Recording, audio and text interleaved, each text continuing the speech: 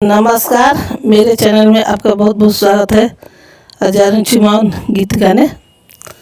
जब लड़का लड़की का शादी होता है, चुमाउन होता है ना, उसी समय गाया जाता है ये गीत। आव आ माया अंजूरी भरावा हो, अंजूरी भरा के आमादो नायो सीसा हो, अंजूरी भरा के आमादो नायो सीसा हो।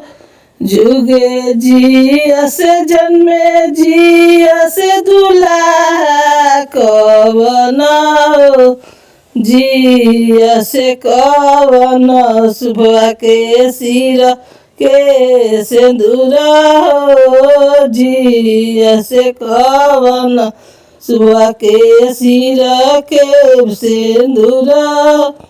आवो चाची अंजूरी भरावा हो, अंजूरी भरा के चाची दोनायो सीसा, अंजूरी भरा के चाची दोनायो सीसा।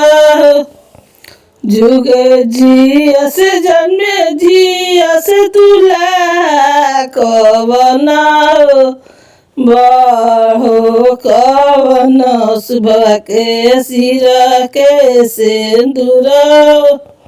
अब इसी में दूसरा गीत गा रही हूँ। किधर है बेली किधर चमेली, किधर है बेली किधर चमेली, चुमने वाली आमा किधर खड़ी है, चुमने वाली मम्मी किधर खड़ी। पूरब है बेली पश्चिम चमेली, पूरब है बेली पश्चिम चमेली, चुमने वाली मम्मी सामने खड़ी है, चुमने वाली मम्मी। किधर है बेली किधर चमेली, चुमने वाली चाची किधर खड़ी है, चुमने वाली चाची किधर खड़ी है।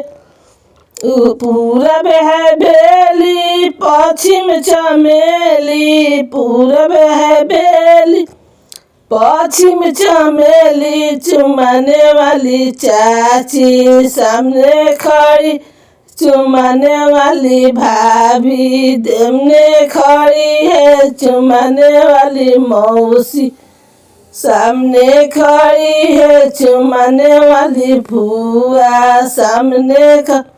पूरब है बेली पश्चिम चमेली, चुमने वाली मौसी सामने खड़ी, चुमने वाली बुआ सामने खड़ी है। वीडियो पसंद है तो वीडियो को लाइक कीजिए, चैनल को सब्सक्राइब कीजिए। फिर मिलते हैं अगले वीडियो के साथ।